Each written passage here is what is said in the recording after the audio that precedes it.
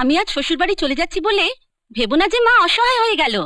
আমি ওখান থেকে সব খবরাখবর রাখবো, কিন্তু মা দুপুরবেলা পা টিপে দিতে বললে আবার নাক বিকিও না জানো।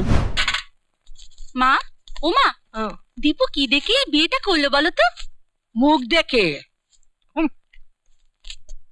আরে ফোনের টাকা, সোনা দানা এসব বলতে কিচ্ছু নেই। আরে দীপুটা নিজের গাঁটের কড়ি খরচা করে বউ নিয়ে এসেছে। আমার তো মনে হয় হাড় হাবাতে ঘরের মেয়ে, এ বউ সুবিধের হবে না। বড় বেশি বাপের বাড়ির টান। এ বাড়ির জিনিস টেনে আবারও বাপের বাড়িতে না পাঠায়, আমাকে তো আবার শ্বশুর বাড়ি চলে যেতে হবে। ওমা, তুমি সব ভালো করে খেয়াল রাখবে কিন্তু। দীপুটাকে তো এর মধ্যে একেবারে ভেড়া বানিয়ে ফেলেছে। আর দাদাকে বশ করতে ওর লাগবে একদিন।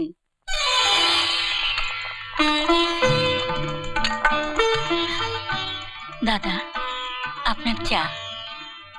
আরে এখন যে আমার সত্যি একটু চা খাবার ইচ্ছে ছিল, এটা তুমি জানলে কি করে সব? তুমি দাদার মনের কথা বোন জানবে না? রাইট, এ বাড়িতে তুমি আমার বোনের মতনই থাকবে। ভাসুরকে আবার অসুর ভেবে সামাজিক প্যাচে ঘোমটার আড়ালে নিজেকে লুকিয়ে রাখবে না, বুঝেছো? ও মা, যখন তখন চা আমাদের বাড়িতে কোনোদিনও হয় না। আর তোমার এইসব বদভ্যাসের সঙ্গী আমার বড় খোকাকে তুমি বানিও না। আমি চা খাই না মা। না না, খাবে না, খাবে না। চায়ের নেশা এ বাড়িতে একদম চলবে না, একদম না। হ্যাঁ, তবে তুমি তোমার শাশুড়ি বা ননদের মতন যদি পান্দক্তা জর্দার নেশা ধরতে চাও তাহলে কোনো অসুবিধা নেই।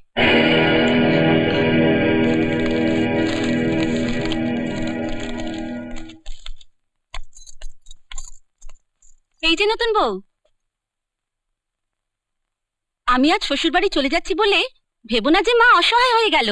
আমি ওখান থেকে সব খবরাখবর রাখবো, কিন্তু মা দুপুরবেলা পা টিপে দিতে বললে আবার নাক বিকিও না জানো।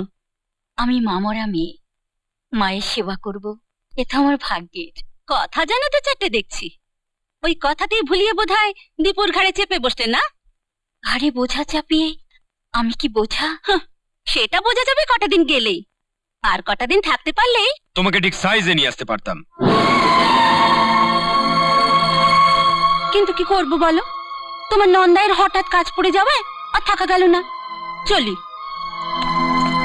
ও হ্যাঁ, তুমি আবার যেন যখন তখন হুটহাট বাপের বাড়ি চলে যেও না। কথাটা মনে রেখো। চলো।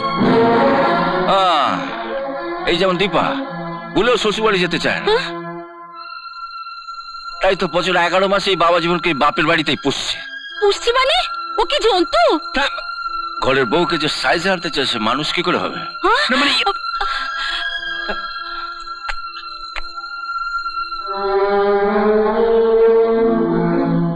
থাক থাক, অতিভক্তি আবার চোরের লক্ষণ। চলো।